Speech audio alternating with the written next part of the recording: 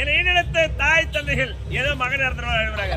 உடல் பிறந்த தங்கச்சி ரத்த பசா அழுகுறா. நீங்க எதுக்கு அழுகுறீங்க?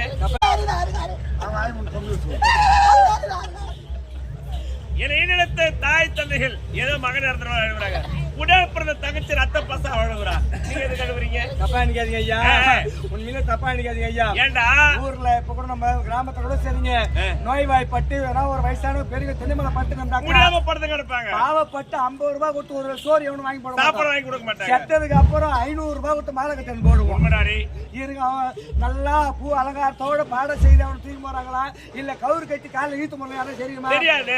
இருக்கிற வரைக்கும் மனித நேயத்தோட வாழ்ந்துட்டு போவோம். செத்த பிறகு ஆடம்பரம் எது சொல்லுங்க? செத்ததுக்கு அப்புறம் யார் யார் அழுவாங்கன்னு உனக்கு தெரியுமா? தெரியாது. அதை ஐயா அப்பா அண்ணன் இருந்து விட்டா நானும் இருந்து விடுவேன். சாவு போறியா? ஆமா